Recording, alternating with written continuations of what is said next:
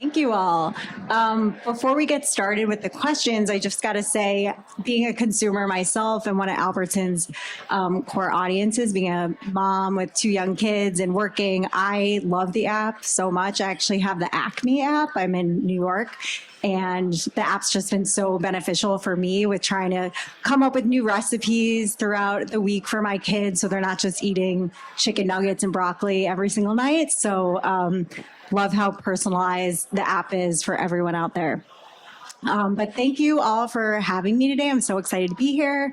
My name is Jen Nowlin. I am a director of business development at the Trade Desk.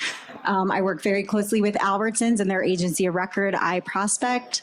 But for those of you unfamiliar with the Trade Desk, we are a media technology platform that allows brands to plan, buy, measure, optimize all their media campaigns across the entire digital open internet on any screen or format, powered by data-driven decisions. So we care deeply about our brands like Albertsons, and our core goal is to help them reach their core audiences with personalized and relevant messages in a premium ad environment, ensuring that we are driving growth, connectivity, and loyalty. So I'm so excited to be here with Francisco today, and I want to just ask you some follow-up questions on the presentation. Happy to. Great. So the first one I want to start with is the power of choice. I think it's something that we talk a lot about in the media industry, but today as a consumer, we are so lucky to have the power of choice and be able to watch content across so many different screens with different publishers. And they're just, the content is endless, but that also comes with food too. There's so many options. And I know that was in your presentation at the start on families purchasing their food and grocery needs across so many different stores. So while that's great for consumers, it's very challenging for brands with this power of choice. So how has Albertsons navigated through this new world of choice to ensure you're keeping your customers loyal and coming back to your stores for both their grocery and pharmacy needs? Yeah, and that's a great question. There's so much. I remember when I was a kid, going to the grocery store for me was magical. You would go in. We had about a third of the products we have today. The shelves were low. You can see people on the other side.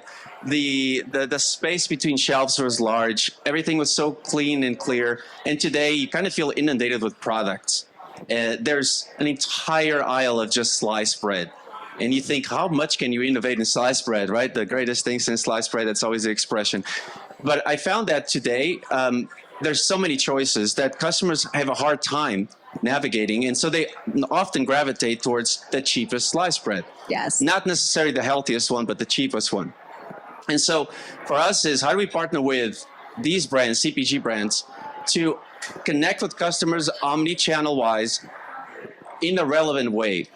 And when we started building this platform, internally we discussed, well, there are going to be CPG brands who are not going to be happy with the fact that you're going to be offering alternative products to customers based on their well-being goals, because we have strong partnership with CPG brands and they need our shelf space and we need them.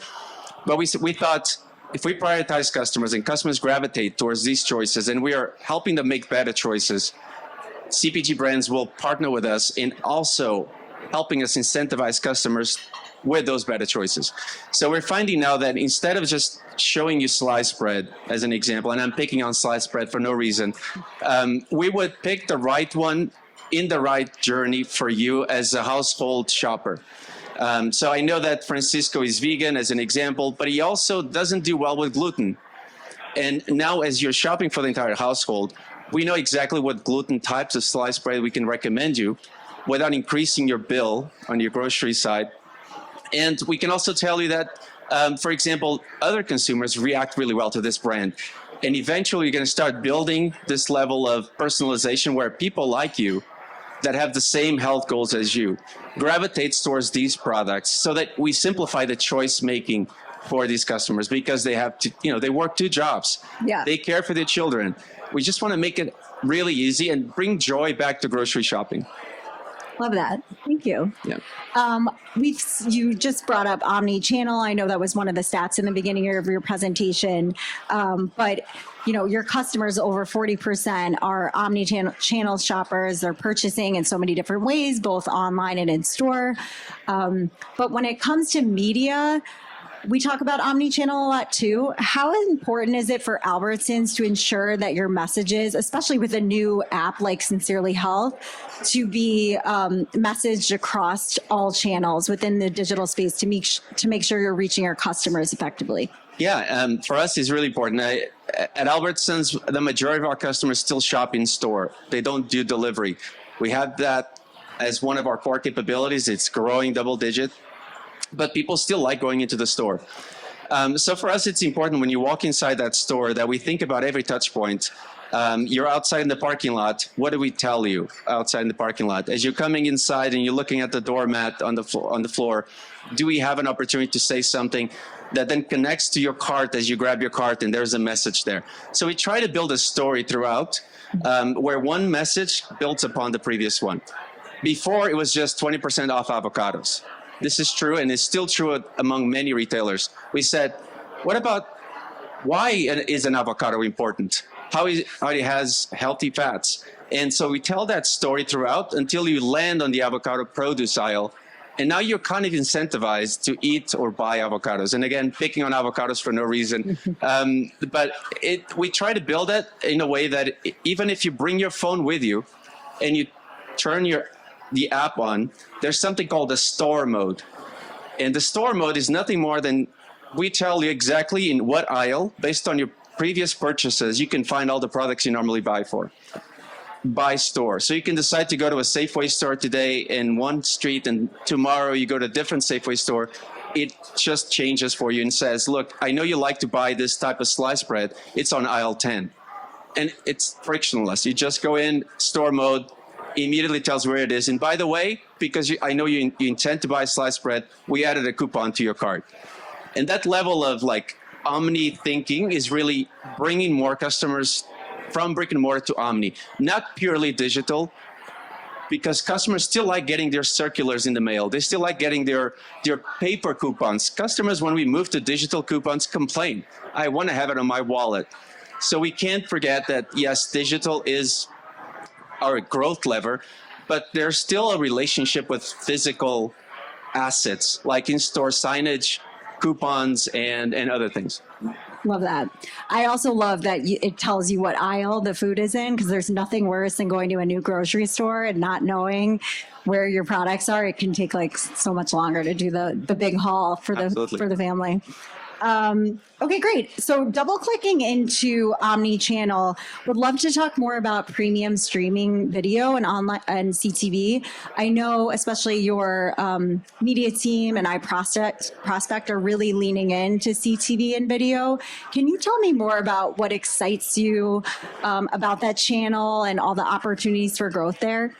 Yeah, video is our best performing tactic. We just did a marketing mix model, and for those who are unfamiliar with it, this is sort of a statistical model that applies a regression analysis methodology that can predict your historic sales, and then takes all the variables from market trends, your channel investments, your actual sales by the grocery or the pharmacy, and then ties and attributes tactics to those particular sales. So we found video outperformed every other tactic. 27% of marketing attributed sales were from video. And the ROAS for video right now is at $12. For every dollar we invest, we get $12 back.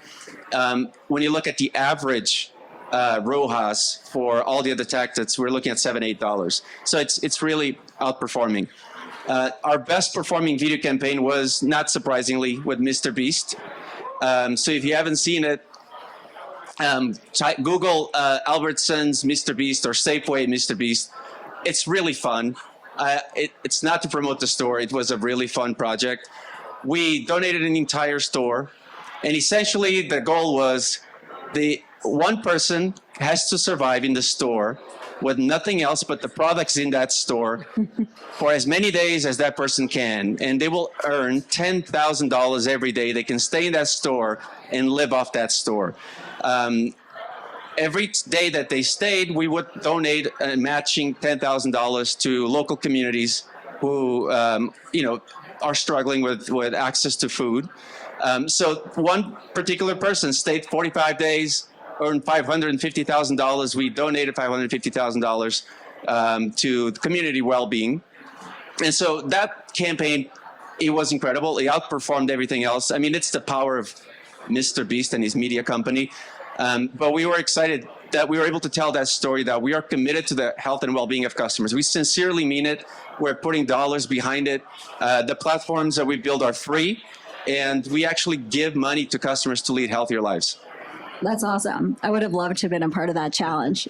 We're also, I should mention, when we talk about omni-channel, we are doing an exciting research opportunity with Albertsons where we are showing the Sincerely Health ads to people, and they are wearing neuro caps, and they're actually, we're understanding how people engage with these advertisements across so many different channels to see how omni-channel works versus watching it on the same screen over and over again. So it should be exciting to see what I'm super excited about that because for us, we meant all the things we said about the brand. It has to be authentic, encouraging. It has to come from a place of well and good intentions. And so this will allow us to see when they look at our ads, exactly what is triggering in their minds, and is it driving positive signals to customers' minds, or is it coming across as very transactional, which is what we don't want to do. So super excited about that research work. Great. The last question I have, I know you've been at Albertsons now for 2 years, and your team has grown tremendously. You've done so many innovative and exciting things. How are you continuing to evolve and innovate your brand? How are you continuing to do test and learns and make sure you're staying innovative and bringing new thought leadership to the team? Yeah, one thing I always do, and I'm not afraid or ashamed of saying it, we steal good ideas. I look at other marketers like yourselves, and I see a great idea and like, hey, let's tailor this to our campaigns. So Peloton has done a great job with challenges and creating community. And so we said, let's take that and let's try to apply it as well to what we're building. So we keep experimenting. We have a lot of, the great thing about Albertsons, we have 22 brands. We can always take one brand and do a pilot and experiment without necessarily scaling it nationwide. And so we get quick results. We have 55 million households that shop with us. We can easily take a cohort of those customers, do A/B testing, and we do it on a frequent basis. And I always tell my team, and I know it sounds like a very Silicon Valley type of thing to say. I'm not in Silicon Valley, I'm in Dallas. But I embrace failure as long as we're learning from it. And so I tell my team, don't be afraid of experimenting new marketing channel. Like the Mr. Beast one was we knew he has the power, but we at the same time, it's like, we've never done this. And this could end up well. Again, could end up really badly because people may think we're trying too hard. But it really resonated well, and it was an experiment. We only did it as Safeway. So we picked one brand, and we said we're going to do it at one brand. And now let's look at how do we scale it to other brands as well. Great. Thanks. Well, it was so fun talking to you today. I loved hearing about Sincerely Health and all the amazing, innovative, exciting things to come. Thank you. And if there's any questions, if we have time, happy to answer any questions. Thanks for the session. When you were looking at the omni-channel approach, were you worried at any point that in trying to convert customers to be more digital, you would cannibalize retail sales? And if not, did that impact overall basket size when you were looking at the performance? Great question. And we have divisions, right? So we have presidents of divisions. That was exactly the question that is often asked. You're building great digital tools. Will this impact our sales? No, the idea is it will actually amplify sales because, number one, we're enabling customers to have a reason to more frequently shop with us. If you are in this health journey or well-being journey with us, you're getting rewards and after rewards. So it incentivizes customers to say, I know a carrot is a carrot, but if I get a carrot at Albertsons, number one, they'll use that information to help me in the future. It can be used for my recipes, and I'm getting grocery discounts just for living a healthier life. So essentially, we're demonstrating to our different presidents that frequency of shopping is increasing, basket sizes are going up, and there's a great balance between delivery, drive up and go, and actually in-store experience. We're also helping at a time when you probably hear in the news, there's a lot of pharmacies who are struggling to keep up with customer demand. There's long wait times. So this helps that because we have pharmacies. We can care for pharmacies online with customers, and then they can come in store, and as they pick up their grocery, they pick up their prescription in the same trip. So we're improving lifetime value overall for Albertsons, which is really the goal for this. It was less about bringing in new customers. It was more about retaining and increasing lifetime value of our existing customers. Thank you so much. What a great session. Jen from the Trade Desk, Thank you. Francisco.